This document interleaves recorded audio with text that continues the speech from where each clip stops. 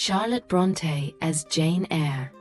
A 10-year-old girl, Jane Eyre, lived in Gateshead with Mrs. Reed, who had 3 other children of her own, Eliza, John, and Georgiana. Mrs. Reed was the widow of Jane Eyre's late uncle. The girl's parents died a long time ago, and Mr. Reed once gave shelter to Jane, as he was her mother's brother. Mrs. Reed treated Jane Eyre unkindly, believing that the girl did not want to be friendly and benevolent. Jane endured even more bullying from her aunt's children. 14-year-old John Reed hated Jane, tyrannized and tormented her constantly. The girl was very afraid of him and had to obey. One day he saw Jane reading a book and said that she was not allowed to read their books.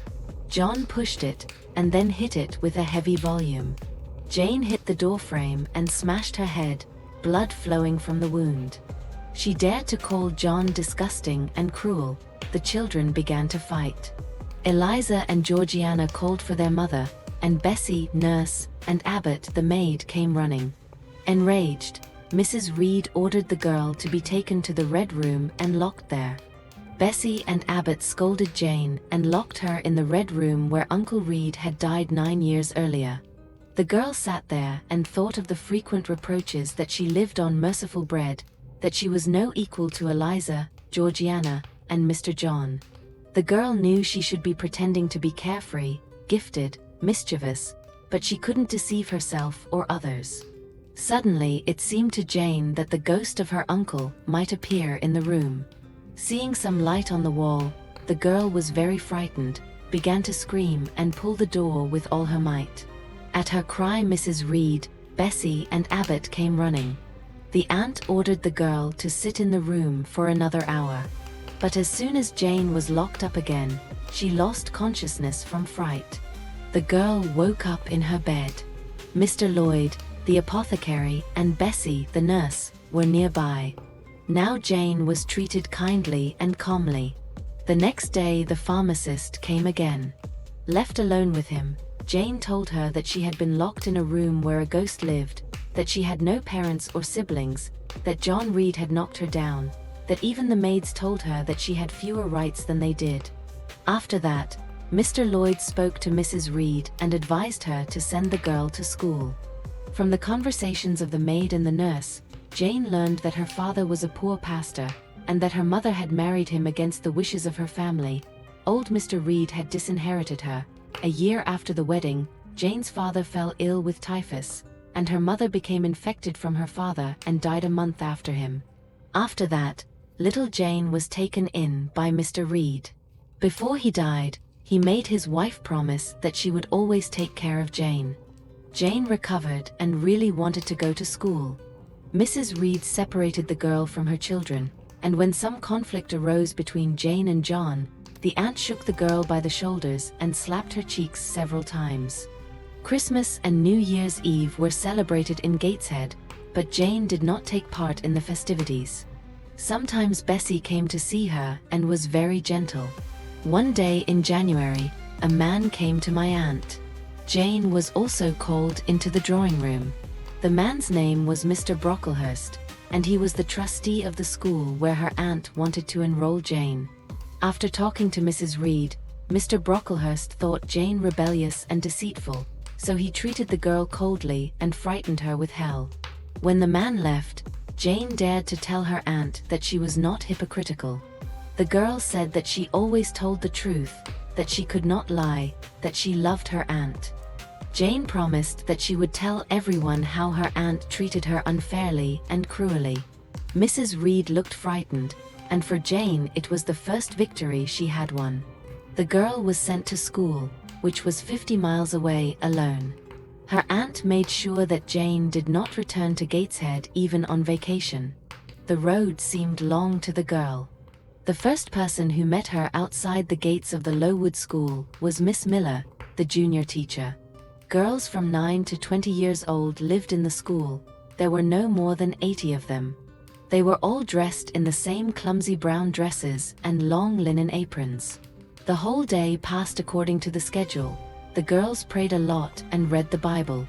On the first morning, burnt oatmeal was served for breakfast. None of the girls could eat it. Then classes began, and there were 4 teachers.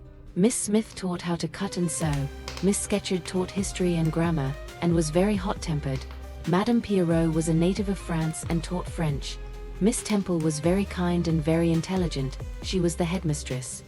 Jane liked Maria Temple at once because she was tall, slender, and beautiful, with brown eyes that radiated kindness. On a walk in the garden, Jane met a girl named Helen Burns. The girl often coughed, loved to read, and was very smart.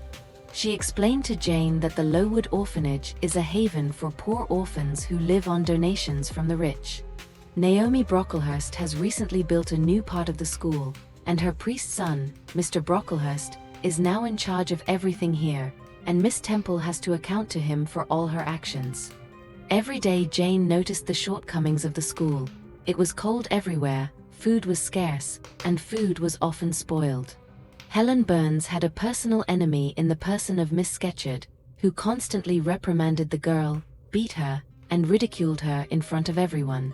Helen did not take any grudge against Miss Scatcherd, and thought that evil should be answered with kindness, though Jane did not see how it was possible to bear such neglect in silence. The first quarter ended in Lowood. During January, February, and part of March, the girls were taken only to church, but they had to spend a full hour each day in the garden, in spite of the bitter cold, and the girls did not have sufficiently warm clothes. Every Sunday they went to Brocklebridge Church for the whole day, where their guardian conducted the service. Mr. Brocklehurst once appeared at Lowood with his wife and daughters. He stood beside Miss Temple, whispering softly in her ear that school should economize on everything, and that girls should be taught endurance, patience, and self-denial. When Mr. Brocklehurst saw the girl with curly hair, he ordered all the girls to be cut short, as it was necessary to cultivate modesty and moderation in them, and not a passion for luxurious clothes and hairstyles. His wife and daughters did not show restraint in clothing and hairstyles. Jane was afraid of catching Mr. Brocklehurst's eye, but the slate fell from her hand, and he recognized her. The man told the girls to put Jane on a chair, and then announced that the evil one had already found shelter in Jane's soul, because this girl was a liar. Jane could not bear such shame. When everyone left, she got down from her chair and sobbed. Helen Burns supported her, and then Miss Temple came and called the girls into her room. The teacher told Jane that she would consider her to be what she would show herself to be. Jane told her the sad story of her childhood. Miss Temple said she would write to Mr. Lloyd, the apothecary, and if he confirmed what Jane had just said, she would be publicly cleared of all charges. The headmistress then asked Helen how she was feeling, as the girl often had bouts of dry cough. Miss Temple treated the girls to tea, croutons, and cumin cake. That evening Helen and Jane were very happy, and a few days later Miss Temple announced at school that Jane was not to blame. Spring came, it got warmer, but typhus broke out in the school, it turned into a hospital. Malnutrition and old colds exhausted the pupils so much that more than half fell ill. Training stopped, healthy girls could walk around Lowood. All Miss Temple's attention was focused on the sick. Many girls died. Jane did not get sick, so she could wander through the forests and valleys from morning to evening. Her friend Helene was also ill, but not with typhus, but with consumption. Helen lived in Miss Temple's room, and the girls were not allowed to talk. One evening Jane saw that a doctor had come to see Helene.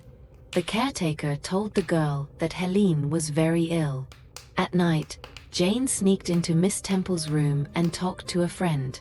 Jane went to bed with her and fell asleep. When she woke up, the caretaker was carrying her down the hallway back to the bedroom. Jane was still asleep, and Helen was already dead. 8 years have passed. When the typhus epidemic subsided, the school was noticed. An investigation was carried out and various facts were gradually collected, which caused great indignation. These revelations were embarrassing to Mr. Brocklehurst, but they benefited the school. A few wealthy and well-disposed inhabitants of the county had given a considerable sum of money for the erection of a more comfortable building in a better place. New rules were introduced, food was improved. Jane's life was monotonous, but she received a good education. Miss Temple continued to be the headmistress. Her friendship and company were the greatest consolation to Jane. But later Miss Temple married and left with her husband, a clergyman. Jane had been a teacher in Lowood for 2 years, but she wanted a change. Therefore, she advertised in the newspaper that she was looking for a place as a governess in a family with children and could teach the school curriculum, French, drawing, and music.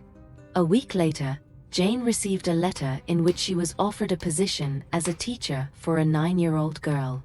Mrs. Reed's permission was required to go there, but the aunt wrote to the school that Jane could do as she pleased. Before leaving, Jane received an unexpected visit. Bessie came to visit her, who learned from Mrs. Reed that Jane was leaving school because she had found a job. Bessie said that she had been married to coachman Robert Leven for 5 years. They had 2 children. The nanny said that Georgiana grew up beautiful and wanted to run away with a young lord, but they were exposed by Eliza. John Reed was kicked out of the university. He is a very bad guy. Mrs. Reed is very concerned about his behavior. Bessie also said that about 7 years ago, a certain Mr. Eyre came to Gateshead and wanted to see Jane. Mrs. Reed replied that the school was 500 miles away. Mr. Eyre was in a great hurry, for his ship was due to sail from London in a day or 2. Bessie believed that he was Jane's father's brother. Jane arrived at Thornfield and was met by Mrs. Fairfax, who was the housekeeper there. Mrs. Fairfax said that the pupil's name was Varens, and that Thornfield was a beautiful old house, but that it was not often visited. The owner of the estate was Mr. Edward Rochester, but he does not come here often. Finally, Jane met her pupil, Adele. Her French nanny was called Sophie. Adele was born in France and has only recently learned to speak English. Fortunately, Jane knew French well. Adele later told Jane that Mr. Rochester had brought her here. The girl once lived with her mother, but she died. Later, from Mrs. Fairfax, Jane learned that Mr. Rochester did not come here often, and that his appearance was always sudden, so she always kept the house in order. The woman called the owner a little strange. She said that the owner had traveled a lot and seen a lot in his lifetime, and when you talk to him, you can never be sure whether he is joking or talking seriously, whether he is pleased or not. As Jane looked around the house, she heard someone laughing abruptly, dryly, joylessly. Frightened, Jane learned from Mrs. Fairfax that it was the maid Gracepool, who was sewing in one of the rooms, who was laughing. Jane liked Thornfield. She had a quiet life, although she often heard Gracepool's laughter, abrupt, muffled. With the other inhabitants of the house, John and his wife, maid Lee and nanny Sophie, the girl had a normal relationship. October, November and December passed. One day in January, Mrs. Fairfax asked Jane to take the letter to Hay, 2 miles back and forth. Jane walked along a deserted road, and when she had walked a mile from Thornfield, she sat down on the hedge around the field. Suddenly she saw a large dog, and then a rider on a horse. Jane set off, but suddenly the horse slipped on the ice-covered road, and the rider fell. The girl realized that the traveler had a problem with his leg. She wanted to help. Jane examined the man. He was of medium height and broad-shouldered, with a swarthy face, severe features, and a high forehead, about 35 years old. Jane helped the man onto his horse while she hurried to Hay. When she returned home, she was informed that Mr. Rochester had arrived, who had fallen from his horse and sprained his leg. The next evening Jane and Adele were invited to Mr. Rochester's library. He said that he had managed to check on Adele in the afternoon and saw that she had been well treated. Mr. Rochester tested Jane's ability to play the piano and looked at her drawings. One evening Mr. Rochester wanted to speak to Jane. This time it seemed to her not so harsh and not so gloomy. He asked Jane if she thought he was handsome, and the girl involuntarily replied, no. The man began to ask what his faults were, but Jane asked if he was a kind man. He replied that not very much, but he had a conscience. The man said that he wanted to have a heart-to-heart talk with someone, that Jane interested him, that he wanted to form a more detailed opinion about her, to learn something more.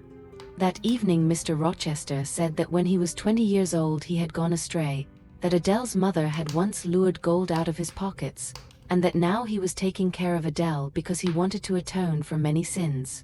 Afterwards, Jane found out more. It turned out that Adele was the daughter of the French ballerina Selina Varens, with whom Mr. Rochester was in love. He thought that the ballerina adored him, although he was ugly. The man spent money on her, and she turned out to be a traitor. She called Adele the daughter of Mr. Rochester, although he did not find confirmation of paternity in the girl's features. The mother left the child to the mercy of fate, so he was forced to take the girl to England. Jane liked his friendship with Mr. Rochester, and he stayed at Thornfield for 2 months. One night, Jane heard a soft murmur, then someone touched her door. The girl asked, "Who's there?" But no one answered. A devil's laughter was heard, soft, muffled, low. When Jane went out into the corridor, she found that Mr. Rochester's room was on fire. She extinguished the fire, woke the landlord, and gave a brief account of all that she had heard and seen. He went up to the 3rd floor, and soon returned and sincerely thanked for the rescue. Mr. Rochester took Jane's hands, looked strangely, wanted to say something, but the words trembled on his lips. "Good night, my dear savior," he said. In the morning, Jane suspected Grace Poole of the fire and wondered why this woman was not arrested or expelled. There seemed to be a mystery in Thornfield. In the evening Jane learned that Mr. Rochester had gone the morning to Liz, to Mr. Ashton's estate, 10 miles away. Mrs. Fairfax hoped that the master would meet the charming Beauty Blanche Ingram there. Jane was grieved, for she had hitherto entertained vain hopes of Mr. Rochester. Now Jane understood that she was poor, ugly, rootless, and therefore could not be liked by Mr. Rochester. A fortnight later, Mr. Rochester sent word for the estate to be prepared to welcome guests. When everyone arrived, Jane noticed at once that Mr. Rochester paid most of his attention to Blanche. In addition to this girl, Mrs. Ashton and her 2 daughters, Amy and Louise, Lady Lynn, Mrs. Dent, Lord Ingram's widow, Blanche's mother, and her sister Mary arrived. The last 3 were the embodiment of feminine greatness. Thornfield Hall was now merry and bustling. Silence reigned in the staterooms only when the guests went out into the garden. Jane became more aware every day that Mr. Rochester intended to marry Blanche. One day, when Mr. Rochester was not at home, a strange man, Mr. Mason, arrived. He came from the West Indies, where he had once befriended Mr. Rochester. While the guests were talking to Mason, the footman reported that an old fortune-teller had arrived at the house. She summoned young ladies to her and predicted their fate. It was time for Jane to go into the library where the old woman was sitting. The gypsy said that Jane was lonely, and there was no one to warm her heart, but she needed to lure her happiness, to take a step towards her. When the gypsy woman began to ask Jane about the owner of the house, about his marriage to Blanche, the girl said that she wanted to know about her fate, and not about her master. The room was dark, but Jane noticed Mr. Rochester's ring on the gypsy's hand. It was really him. The girl said that Mason had arrived, which frightened Mr. Rochester. At night, a wild, frantic, terrible scream was heard on the 3rd floor. The guests woke up. The commotion was terrible. Mr. Rochester came running and said that a servant girl had dreamed the devil knows what in her dream, and she was a nervous and unbalanced woman. He forced the guests to go to their bedrooms, and later called Jane for help. The girls saw the wounded Mason. Someone bit him in the arm, he was bleeding. While Mr. Rochester went to get the doctor, Jane had to take care of the guest. The girl was frightened by the fact that Grace Poole, whom she suspected of this crime, was sitting behind the door. Jane heard only 3 sounds on the other side of the door. At last Dr. Carter arrived, and he took Mason with him. After sending Mason away, Jane and Mr. Rochester remained in the garden. It was dawn. Jane admitted that she was afraid of the woman behind the door, but Mr. Rochester said that the door was locked and that Grace Poole would continue to live there. Then he told me that he had once been a depraved, wayward young man who had found himself in a distant foreign land and had made an irreparable mistake, and now its consequences haunted him constantly. One day, a man named Robert Leaven arrived at Jane's house. He said that he had been Mrs. Reed's coachman when Jane was still living in Gateshead. From him, Jane learned that a week ago, John, Mrs. Reed's son, had committed suicide because he had gone into debt and led a dissolute life. Mrs. Reed was very ill and sent Robert to fetch Jane. Jane came to Gateshead. Bessie already had 3 children. She told me that Miss Reed was very ill. Jane met with Eliza and Georgiana. Eliza was openly proud of her, and Georgiana did not so much mock as pretend to be attentive. Jane visited her aunt several times, but she treated the girl very coldly. One day she gave Jane a letter, because of which she called her. This letter was for Jane. It was written by her uncle John Eyre, her mother's brother. He asked Miss Reed to give Jane Eyre the address, because he wanted to invite her to his house in Madeira. The uncle was unmarried and childless, and wanted to adopt Jane and bequeath all his property to her. The letter was written 3 years ago. The aunt said she had replied that Jane had died of typhus at Lowood. Now her aunt wanted Jane to know the truth. Soon Mrs. Reed died. It was a month before Jane said goodbye to Gateshead. Georgiana was taken in by her uncle from London. Eliza went to Europe, settled in a convent, and took the vows of a nun. Looking ahead, it should be noted that Georgiana made a profitable match, marrying a rich, albeit middle-aged gentleman, and Eliza took the vows of a nun and became the abbess of a convent, where at first she was a novice. Jane returned to Thornfield, and was glad to see Mr. Rochester. No one remembered the wedding of the host. Jane and Adele spent their evenings with him. At that time he was very affectionate with Jane. One warm summer evening, Jane went out into the garden. Mr. Rochester was waiting for her there. A conversation took place between them, and the girl found out that he loved her. Mr. Rochester proposed to her and confessed that he had courted Blanche to make Jane jealous. Jane could not believe Mr. Rochester's words. In the end, she saw that he was not joking and agreed to become his wife. Jane felt happy, and Mrs. Fairfax said that it was difficult to predict what would come of it. In addition, the lovers had an age difference of 20 years.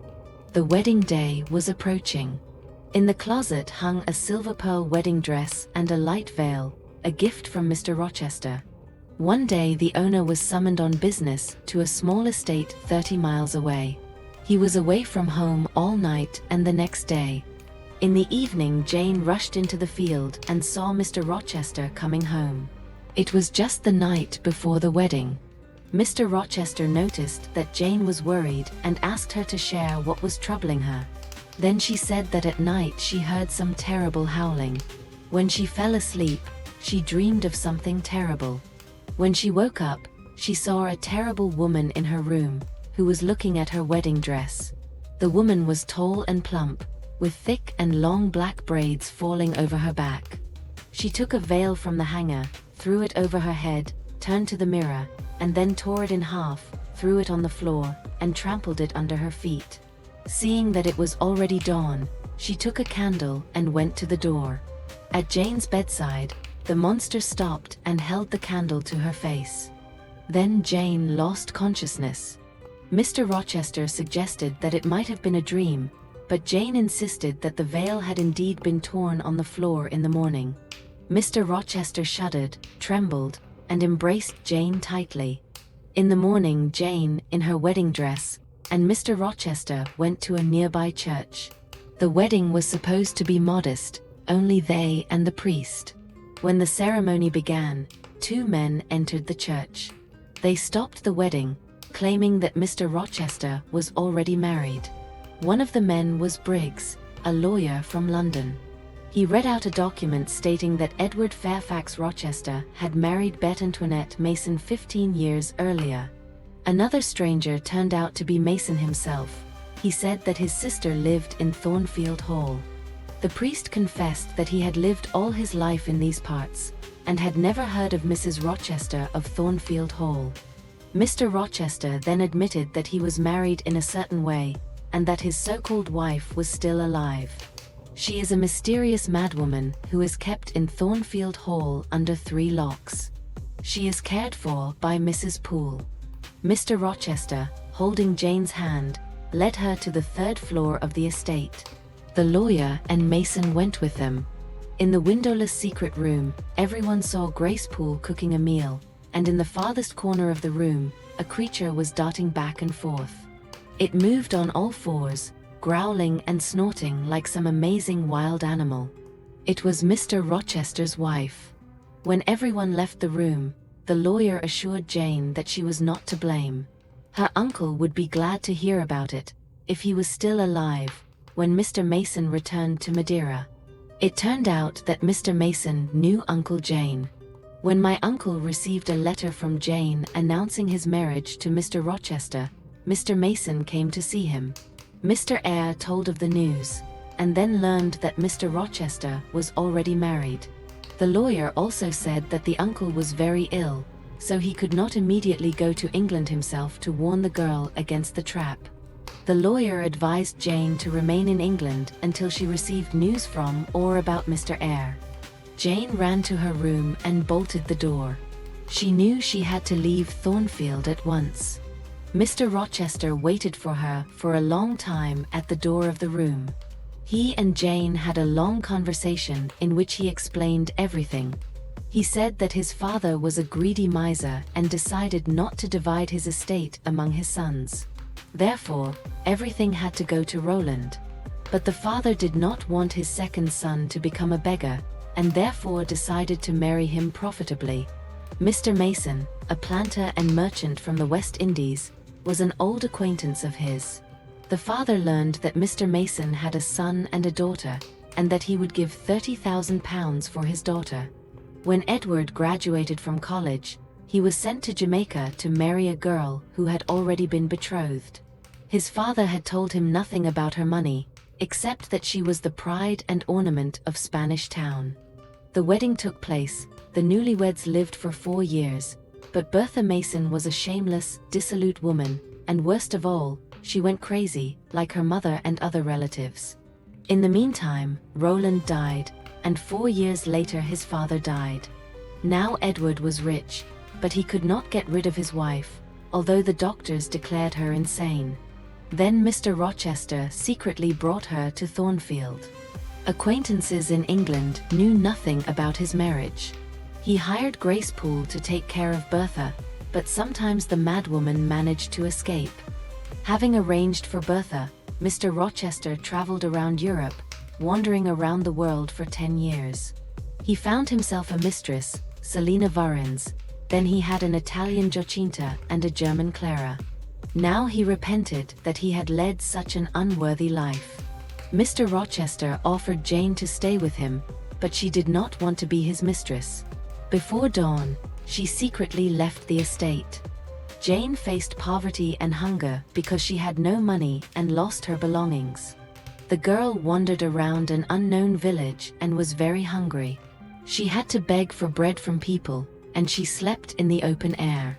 One night she came to the doorstep of a manor, but the housekeeper was afraid to let her in. Jane fell on the wet threshold and said that she could only die, but she believed in God and submitted to his will. A man approached her and said he was letting her in. So Jane found herself in Murgau's, where the 3 children of the owner of the estate, who died 3 weeks ago, had just gathered. 2 sisters, Diana and Mary, and their brother St. John Rivers, who was a minister, helped Jane in her time of need. Diana and Mary worked as governesses, and St. John planned to become a missionary and go to India. They did not require Jane to tell everything about herself, because the girl wanted to hide her shame. St. John lived in a parish in Morton and offered Jane to become a teacher at a school for girls, which he had recently opened, because the girl was looking for any job. When Diana and Mary left Murgaus to work for wealthy noble families, Jane moved into a teacher's house.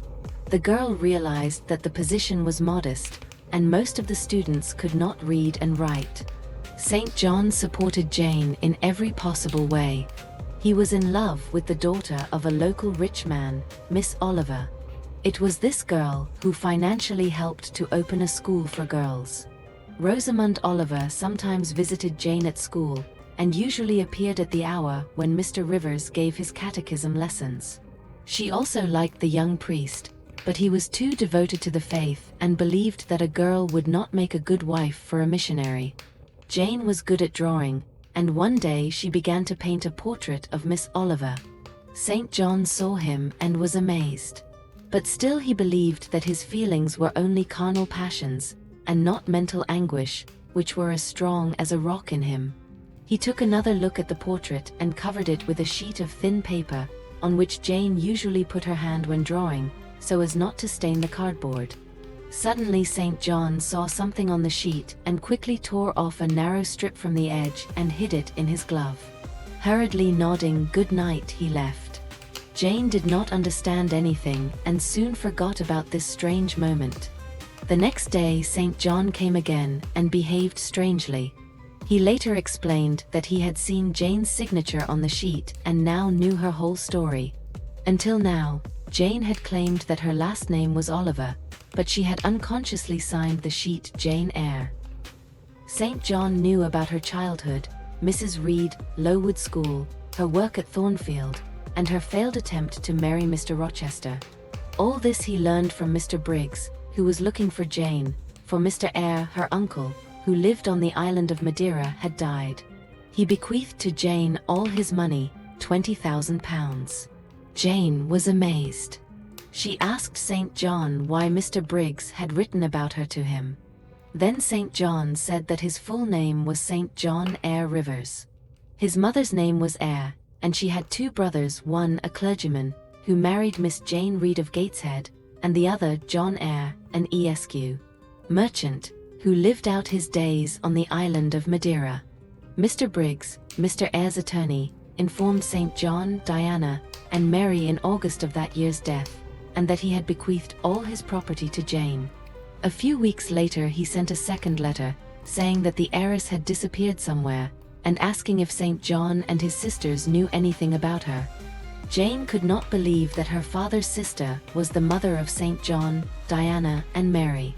It turned out that they were her cousins. Jane immediately decided that she would divide all the money equally, herself, St. John, Diana, and Mary 5,000 each. At Christmas, Jane, Diana, Mary, and St. John gathered together in Murgaus. The sisters spent their time in merry home entertainment. On that day they learned that St. John's departure from England was fixed for the following year, and that Rosamund Oliver was to marry a rich man. Summer was approaching. One day, St. John invited Jane for a walk, and when they were resting, he offered to become his wife. He offered to go with him to India, because Jane was destined to become the wife of a missionary. Jane thought for a long time before answering. She knew that he would never love her, but he would be pleased with her, because she could work as hard as he did and would not even complain.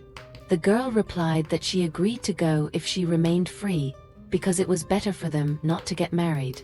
St. John disagreed, and begged him to think carefully about the proposal. One evening St. John again asked Jane to think it over. He spoke sincerely, affectionately, and looked at the girl like a shepherd calling a lost sheep. Jane almost changed her mind. Faith was calling her, but she said she wanted to make sure it was the Lord's will. That evening, Jane seemed to hear a voice calling to her. It was the voice of Edward Fairfax Rochester, full of anguish and pain. The girl exclaimed that she was coming. In the morning, she set out on the road to Thornfield, but when she arrived, she saw blackened ruins. The estate burned down long ago, only charred, crumbling walls remained. From the owner of one hotel, the girl learned that the house was set on fire by a crazy woman. One day, the caretaker overlooked the madwoman because of her addiction to alcohol, and she set fire to the house at night. Mr. Rochester rescued the servants, but his insane wife climbed onto the roof during the fire. He wanted to save her, but she jumped down and crashed. After Mrs. Rochester threw herself down from the battlements, there was a terrible crash, and everything collapsed. Mr. Rochester was dragged out of the ruins alive, but one of his eyes was knocked out, his arm was crippled, and then the other eye became inflamed, and he could not see. Mr. Rochester now lived in the wilderness on a small estate called Ferndine. Jane immediately left for Ferndine and arrived before dusk. She was recognized by two servants with whom Mr. Rochester lived. The man was just as slender and sturdy in appearance, but his face seemed desperate and gloomy. Jane went in and began to speak. The blind man could not believe that the girl had returned. Mr. Rochester showed a crippled hand, which had no fingers, a scar on his forehead, and with his right eye he could scarcely distinguish the light. The next day Jane and Mr. Rochester went for a walk. Jane spoke about her life over the past year, about St. John's and his proposal. Mr. Rochester suffered because he was blind and crippled, but he decided not to let go of his happiness, so he declared that they should marry immediately. Jane agreed. She learned that on the very day she heard Mr. Rochester's voice he had thought desperately of her, and the words fell from his lips, "Jane, Jane, Jane." After these words, he heard her voice saying that she was coming. Jane said nothing, because the coincidence was too strange and inexplicable and struck her too hard. Epilogue. Mr. Rochester and Jane were married. Only they, the priest and the sexton, were present at the wedding. Jane wrote to her sisters, and they approved of her decision. St. John did not reply to the letter announcing the marriage, but 6 months later he sent Jane a discreet, respectful letter. Since then, they have been corresponding. Jane visited Adele, whom Mr. Rochester had arranged for school earlier.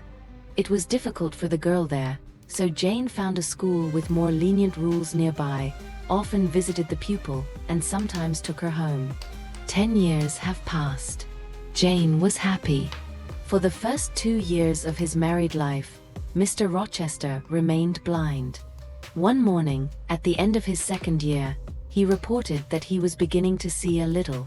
When his firstborn was handed into his arms, he saw that the boy had inherited his eyes, as they had once been, big, black, shiny. Diana and Mary Rivers are married and visit Jane every year, but St. John remains unmarried.